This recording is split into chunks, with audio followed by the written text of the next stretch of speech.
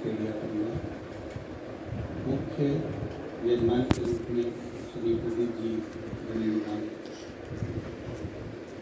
इस कथा के मुख्य यजमान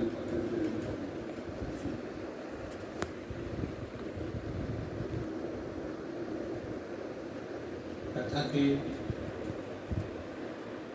इस आयोजन पर मंदसौर शहर के लिए जो मन में विचार आया, और इस मंदसौर शहर को जिन्होंने अपने विचारों से, अपने मन से इस कथा के लिए प्रेरित कर परिणामवान भी समझ लें और इस कथा के सूत्रधार भी समझ लें। राष्ट्रीय स्वयंसेवक संघ के वरिष्ठ प्रचारक आदरणीय श्री विक्रम सिंह जी, उन्होंने इस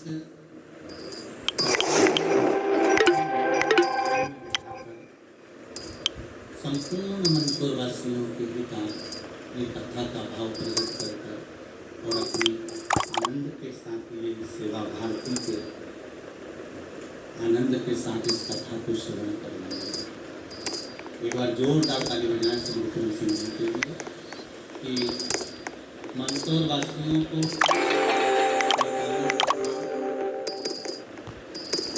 आप सभी के सहयोग से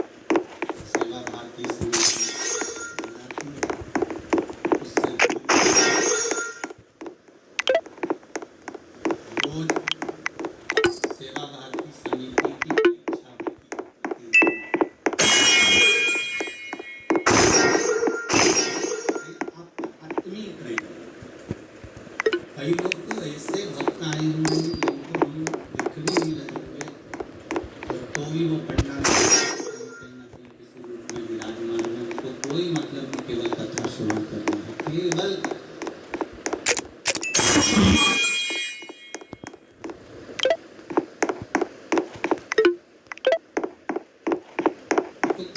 किसी से मतलब नहीं है, केवल कथा के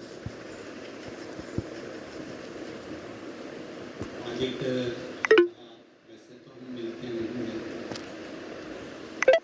कहीं पर भी मिलना बंद है, फिर भी सेवा भारती समिति का जो संगठन है, सेवा करने उनसे कहीं ना कहीं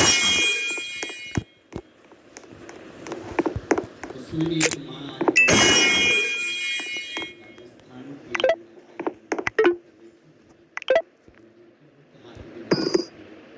खूब रोई। जितने लोग वहाँ खड़े थे वो सब देख रहे थे। उसका रोने का कारण कोई दुख नहीं था, उसका रोने का कारण भगवान ने जो हाथ पकड़ा, उसके दो बेटे, एक बेटा कहीं चले गया था और बाबा ने वापिस ला दूसरा रोना था कि बेटे को ऐसी बीमारी हो गई थी कि ना तो पैसा हाथ में, इतनी बड़ी बीमारी अगर किसी के शरीर में हो जाए, कैंसर ऐसा रोग अगर हो जाए, इतना पैसा भी नहीं, इतना वैभव भी नहीं, पर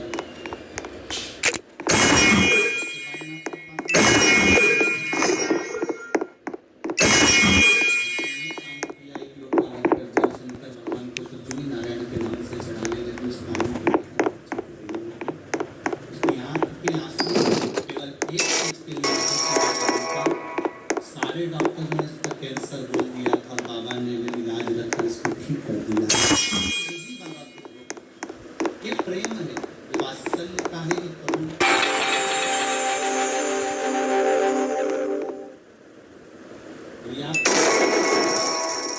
आपका प्रेम तो होगा, और जब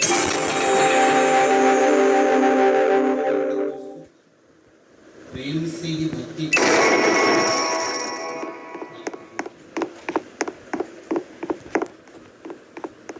आपने अगर देवादिदेव महादेव से प्रेम किया है, स्नेह किया है, भक्ति के धारण करिए, भजन धारण कराए, कीर्तन धारण कराए, मंत्र, तो कहीं ना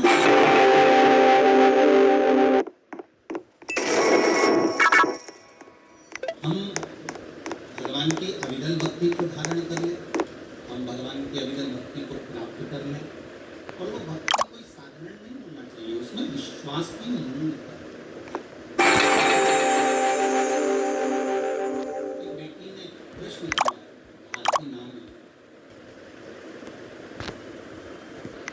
भारत की बेटी है,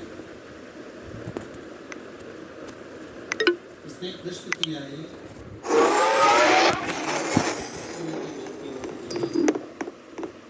मैं इसी भारत की बेटी हूँ। भारती जी अगर आप खड़े होकर हाथ मिलाइए। भारत की बेटी भारती, अगर कहीं बेटी हूँ तो आपने जो पत्र लिखा है हाथ मिलाइए। आपका पत्र का पहला प्रश्न है, क्या सनातन धर्म व देश सुरक्षित है? मुझे प्रश्न का उत्तर अगर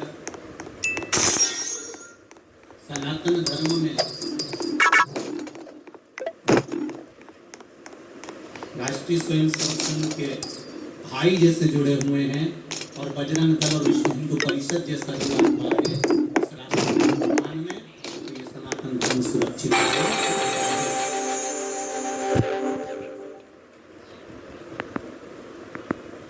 सेवा भारती जैसा अगर संकल्प जुड़ा हुआ है, स्वयंसेवक संघ जैसा जुड़ा हुआ है, राष्ट्र उत्थान का, सबको सनातनी भाव से सबको प्रेम करने का। दुनिया के लोग कई कहते हैं कि ये सनातन धर्म के प्रति ऐसा है, इस धर्म को नीचा दिखा। कभी भी राष्ट्रीय स्वयंसेवक संघ का कभी प्रमुख नहीं है किसी धर्म को नीचे दिखाना है। उनका तो केवल इतना सा कहना रहता है कि जो अपने घर में सुरक्षित रहे, श्रेष्ठ रहे, बस इससे ज्यादा कुछ नहीं। बजरंग दल का भी एक ही नियम है कि जो रह रहा है वो सुरक्षित रहे। विश्व हिंदू परिषद का भी यही कहना है कि जब तक ये बैठे हुए हैं राष्ट्र की डोर को, जब तक ये भारत के लाल समाज में तब तक मेरा विश्वास करता है कि ये सनातन धर्म और ये देश सुरक्षित है और निश्चित है कि सुरक्षा इनके साथ टेंशन नहीं है। मैं भारतीय बेटी को कहूँगा, आपका प्रश्न बड़ा सुंदर। दूसरा प्रश्न है, भारतीय बेटी आपका क्या देश की उन्नति होगी?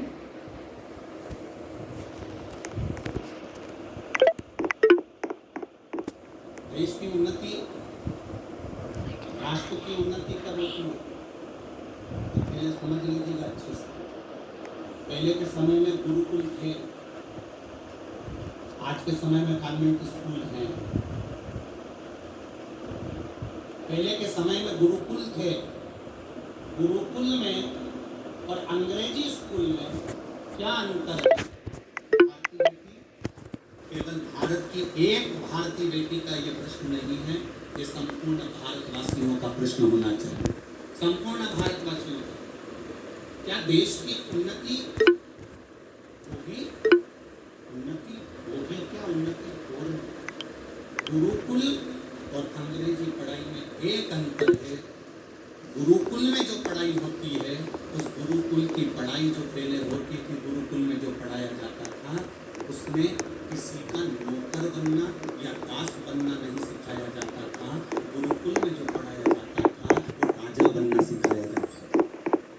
अंग्रेजों ने अपनी पढ़ाई को लाकर इस राष्ट्र में दिया। क्यों दिया? क्योंकि अंग्रेजों को मालूम है अगर सब राजा बन जाएंगे तो हमारा गुलाम कौन बनेगा। इसलिए उन्होंने अंग्रेजी विद्या को लाकर भारत में छोड़ दिया। और अंग्रेजी विद्या को लाकर जब भारत में छोड़ा गया तो यहाँ के लड़के बेटे बेटियां पढ़ लिख कर उन अंग्रेजों की सेवा में जाने लगे। हमें विदेश जाना है, हमें देश में मन नहीं लग रहा, हम विदेश में जाके नौकरी करेंगे। ये गुलामी नहीं तो क्या?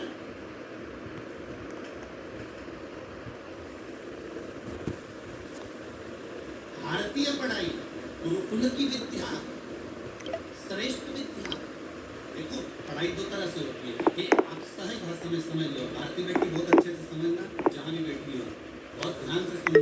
दो तरह की पढ़ाई होती है, एक 70 साल का बुढ़ा व्यक्ति और एक 12 साल का बच्चा। दोनों सामने, अब दोनों में विद्वान कौन होगा? 12 साल का बच्चा। विद्वान कौन? 70 साल का जो व्यक्ति है विद्वान है, और 12-15 साल का बच्चा कोई विद्वान है? अरे कभी कभी जरूरत पड़ती है, कभी कभी मौका लगता है, जब टीवी में कलर खेलने लगते हैं, जब आवाज नहीं आती है, चैनल गड़बड़ हो जाता है, तो वो 12 साल के बच्चे को बुलाया जाता है, 12 साल के लड़के को बुलाया जाता है, और पिताजी का छोरा इधर आ, ये नाना इधर आ, हाँ दाई जी बोलो, अब जरा देखते रहे, जरा जो टीवी में आवाज नहीं आ रही है, जरा सा हमारा मोबाइल का सेट गड़बड़ हो गया, फंक्शन कुछ ना कुछ चाहिए, जरा देखते।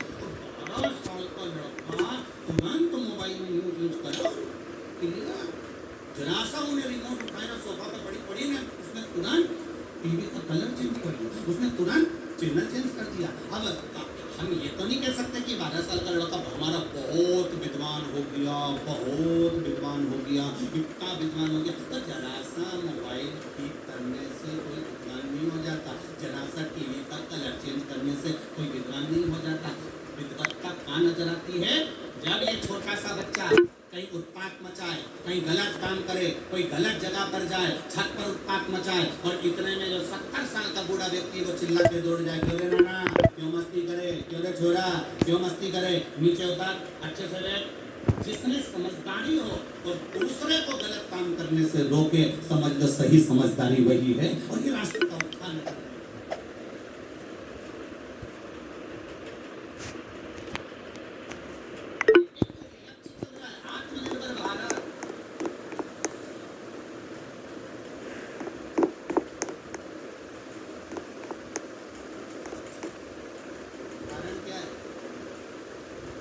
आत्मनिर्भर भारत का कारण क्या हो सकता है? आत्मनिर्भर भारत का केवल एक कारण है कि जरा सा अगर बोला जाता है तो दूसरी जगह से माल आना बंद हो जाता है।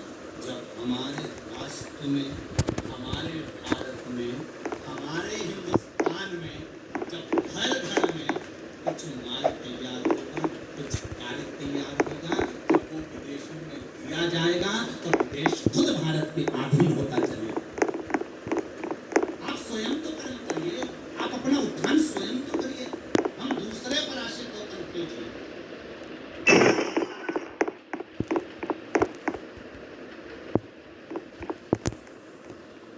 स्वयं का भाव करिए। आत्मनिर्भर भारत की सबसे बड़ी परिभाषा यही है कि आप कुछ करें। भगवान ने कल कथा में आया और आप अपने कमरे में अटाला नहीं रखते, कबाड़ा नहीं रखते, तो भगवान भी अपनी पृथ्वी पर कबाड़ों को इकट्ठा नहीं करता। भगवान भी अपनी पृथ्वी करता है, जिसको भगवान ने अच्छा समझकर जानकर रखा है कि ये आने वाले समय में कुछ अच्छा करेगा, ये आने वाले समय में कुछ अच्छा